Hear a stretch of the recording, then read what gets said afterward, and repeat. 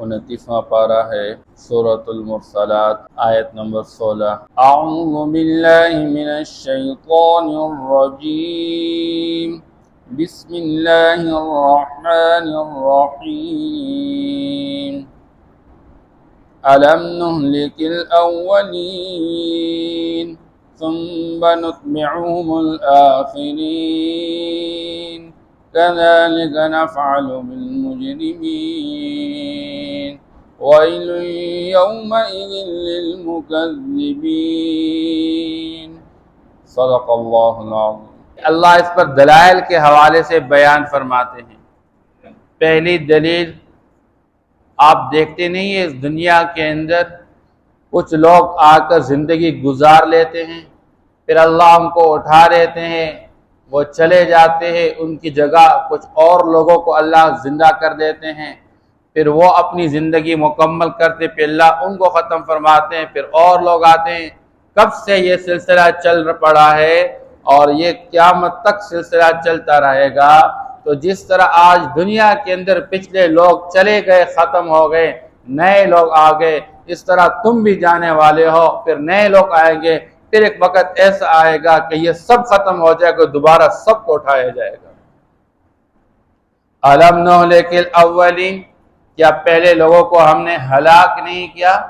مراد ہلاکت سے یا تو طبعی موت مر جانا ہے کہ پہلے جو لوگ دنیا میں تم سے آئے اور وہ آباد رہے، ہم نے ان کو موت کے گھاٹ اتار کے دنیا کی زمین ان سے فارغ کر دی، پھر اللہ نے ان کے بعد اور لوگوں کو لا کے دنیا میں آباد رکھا، اور چلتے چلتے آج تم آباد ہو، پھر تم بھی چلے جاؤ گے، پھر اور لوگ آ جائیں گے۔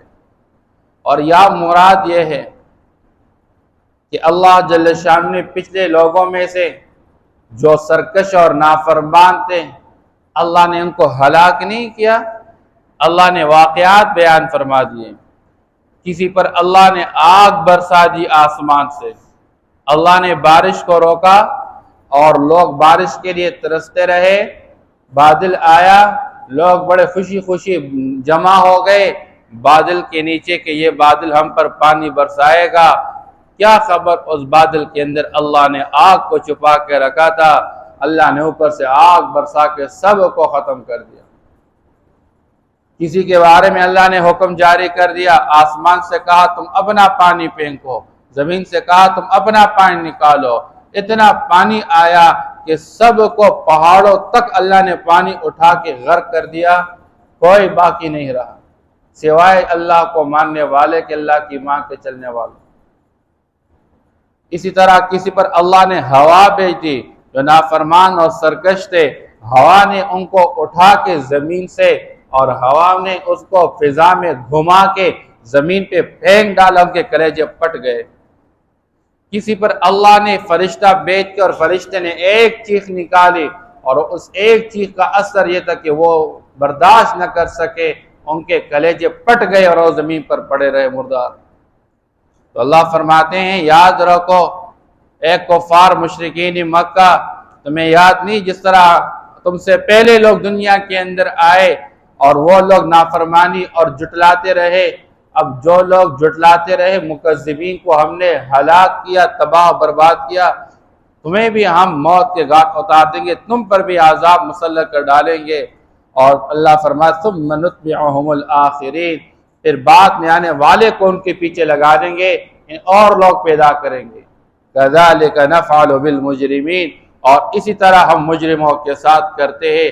اور اللہ نے اس امت کے شروع حصے میں بھی اللہ نے دکھایا، جب آپ صلی اللہ تعالی علیہ وسلم کو مضبوط جماعت مل گئی اور اللہ پاک نے انہیں حکم دے دیا اب قتال کرو، ان کافروں کے ساتھ لڑو، پھر 313 کی جماعت نکلتی ہے، اور 313 کی جماعت اپنے 3 گنا بڑی جماعت کے کافروں کے ساتھ لڑتی ہے، اور ان میں سے 70 بندے اٹھا کر موت کے گھاٹ اتار دیتے ہیں، جو کہ بڑے بڑے زعماء قریش، سرداران قریش تھے۔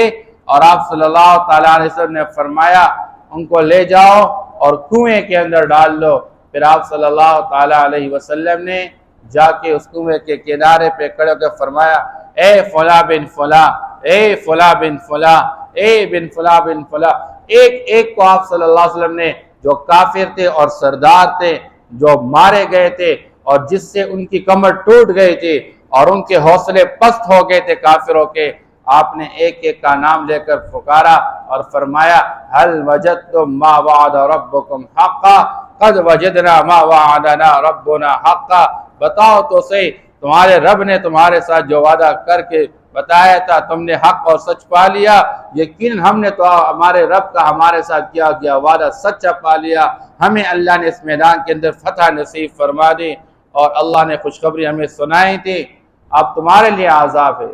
عمر رضی اللہ عنہ ساتھ کھڑے ہیں اور فرمانے لگے اے اللہ کے رسول آپ کس کو مخاطب کر رہے ہیں؟ یہ تو مردے پڑے ہوئے ہیں۔ آپ صلی اللہ علیہ وسلم نے فرمایا عمر تم اس سے زیادہ سننے والے نہیں ہو،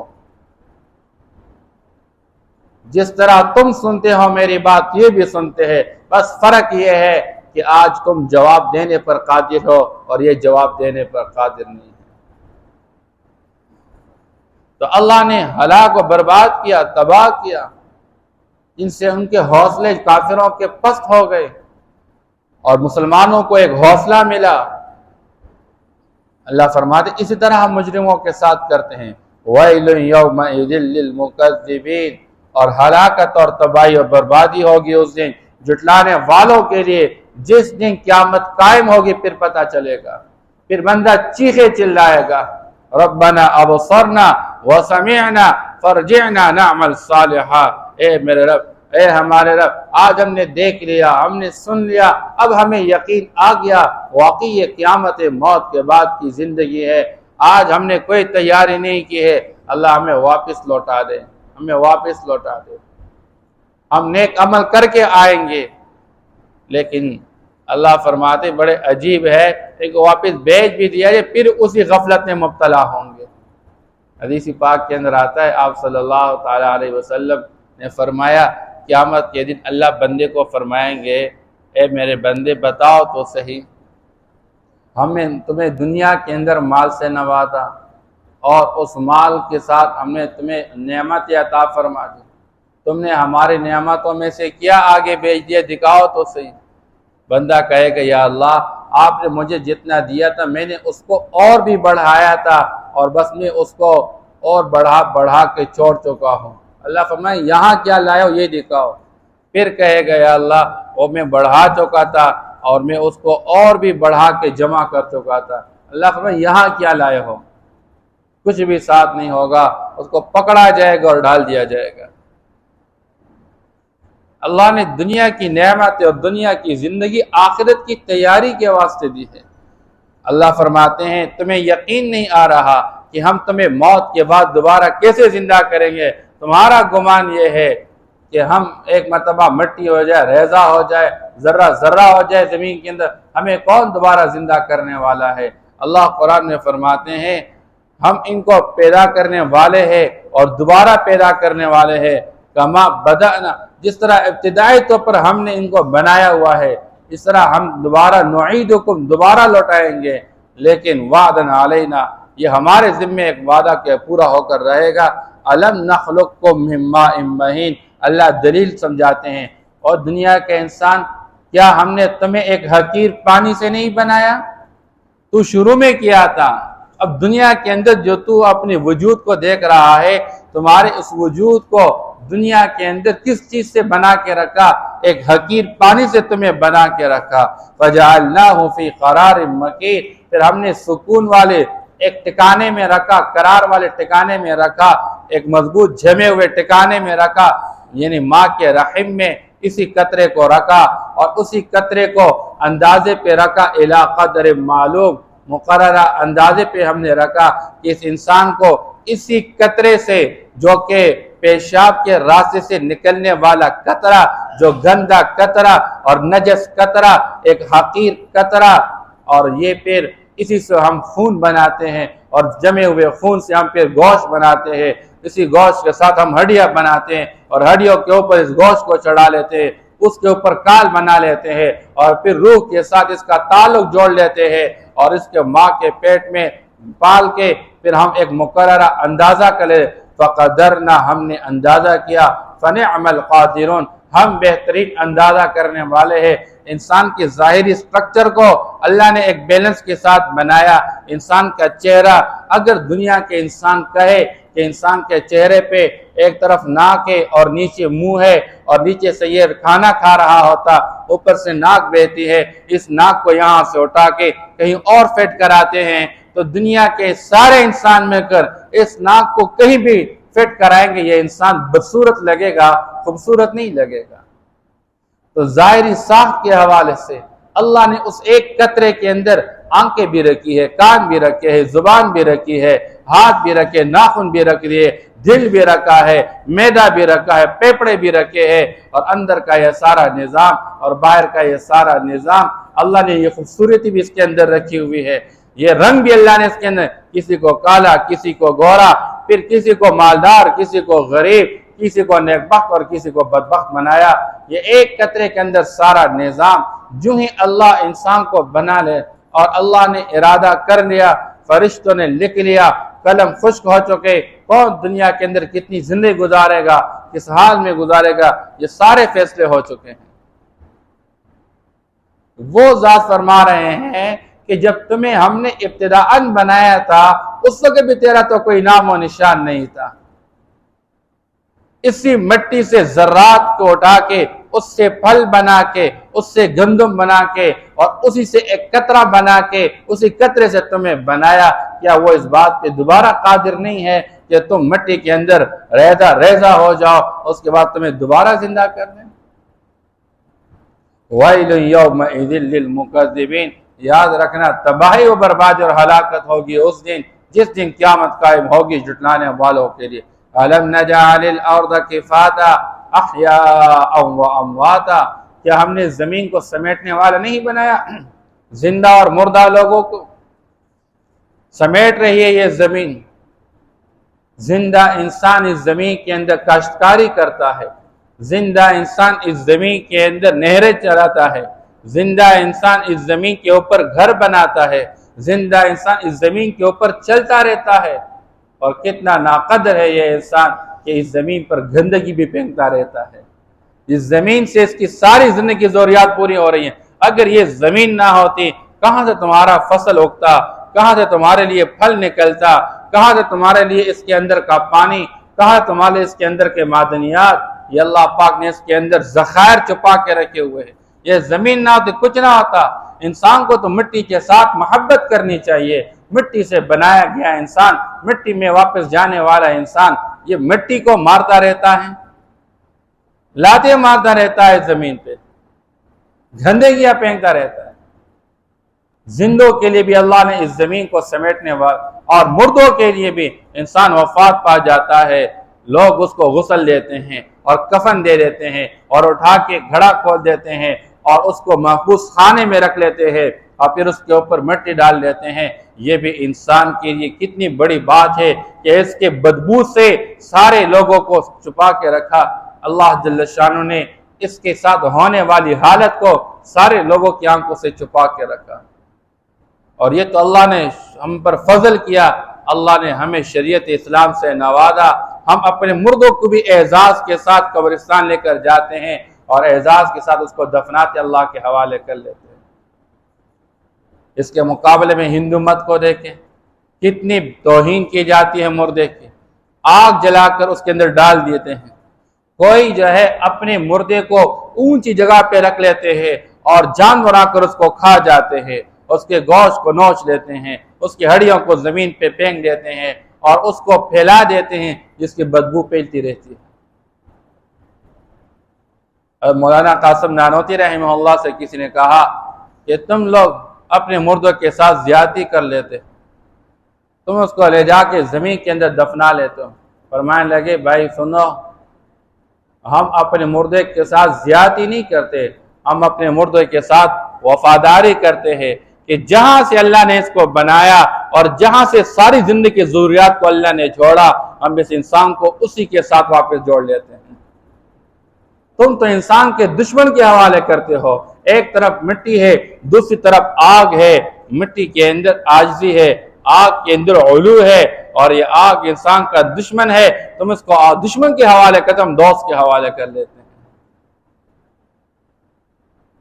فرمایا کوئی بندہ سفر پہ جا رہا ہو تم اور وہ اپنی اولاد کو کسی کے پاس چھوڑنا چاہے، دوست کے حوالے کرے گا یا دشمن کے حوالے کرے گا؟ فرمایا دوست کے، تو زمین انسان کے لیے دوست ہے، فرمایا ہم اس کو دوست کے حوالے کر لیتے ہیں۔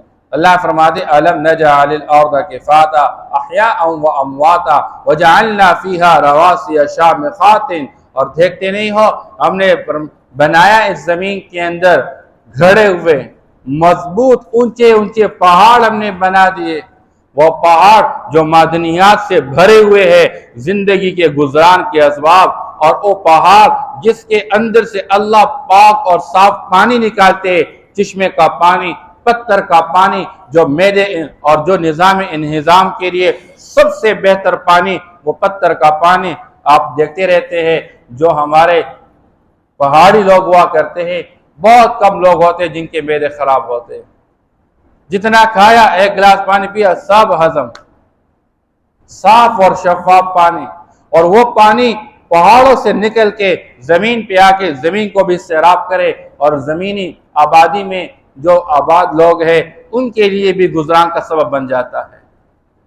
اللہ نے درخت بنائے ہیں ان پہاڑوں کے اوپر، اس درخت سے بھی یہ کام لینے والے کتنے مزدور پہاڑوں میں کام کرتے رہتے ہیں اور اندر سے معدنیات نکالتے رہتے ہیں۔ یہ بہترین پتھر جو بدقسمتی سے اللہ نے ہمارے اس ملک کی خوبصورتی بنا دی، اور ان پر سودے ہو گئے عالمی منڈی کے اندر، اور جہاں پر مختلف قسم کے انعام سے مختلف قسم کی کوششیں کی گئی، اپنے مملوک اپنے مالکوں کو محروم رکھا گیا، ان کو بے گھر بنایا گیا، اور لوگوں کے ساتھ سودے کر کے ان کو حوالہ کیا گیا۔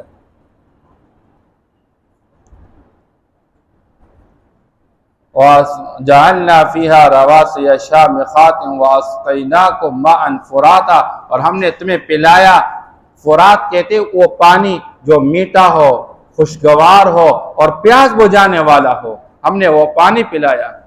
اس لیے فرمایا جن لوگوں کو اللہ نے میٹھا پانی میسر کیا ہوا ہے وہ اللہ کے واسطے اس پانی کی قدردانی کرے، جن کے پاس یہ میٹھا پانی موجود نہیں ان سے پوچھنا چاہیے کہ میٹھے پانی کی کتنی قدردانی ہے۔ آپ صلی اللہ علیہ وسلم مدینہ منورہ ہجرت کر چکے، اور مدینہ منورہ کے اندر میٹھا پانی بہت زیادہ کم پایا جا رہا تھا، اور ایک کنواں تھا جو یہودی کے قبضے میں تھا، وہ میٹھا پانی بہتا رہتا تھا۔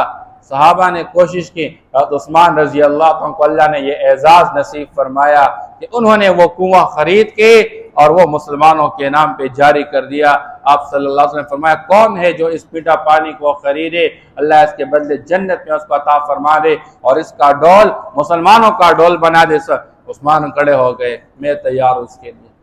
یہودی مان نہیں رہا تھا، آدھا 50 پہ کر دیا، لہذا یہودی کی باری پہ ایک دن یہودی بیچتا تھا، دوسرے دن عثمان رضی اللہ تعالیٰ عنہ، یہودی کی باری آتی وہ پیسے پہ بیچتا تھا، عثمان رضی اللہ عنہ کی باری آتی وہ مفت دیتا تھا، وہ یہودی مجبور ہو گیا کیونکہ سارے لوگ مفت پانی کے لیے آتے رہتے تھے، پھر بیچتے اور انہوں نے خرید۔ آج بھی عثمان رضی اللہ کے اکاؤنٹ میں اس کا سارا نظام چل رہا ہے، اور وہ پیسہ آج بھی سعودی مملکت اس کو یتیموں، غریبوں، فقیروں، مسکینوں پہ خرچ کرتے رہتے ہیں۔ بہرحال یہ اللہ نے آپ صلی اللہ علیہ وسلم فرماتے ہیں جب بھی میٹھا پانی پیتے تھے فرماتے تھے الحمدللہ الذی سقانا ماء فراتا، تمام تعریفیں اس ذات کے لیے ہے جس نے ہمیں پانی پلایا، باردن ٹھنڈا پانی، فراتا پیاس بجھانے والا پانی، ولم یجعلہ ملحا اجاجا، اللہ نے اس پانی کو کھارا نہیں بنایا، ہمارے لیے کھارا نہیں بنایا۔ یہ دعا ہے، پڑھنا چاہیے، اللہ پاک اس کی برکت سے پانی کے حساب سے محفوظ رکھیں گے۔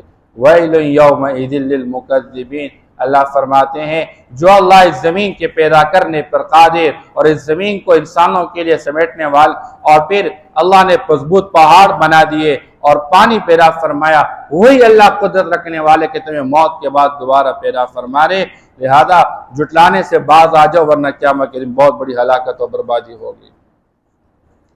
أَلَمْ نُهْلِكِ الْأَوَّلِينَ، کیا ہم نے پہلے لوگوں کو ہلاک نہیں کیا؟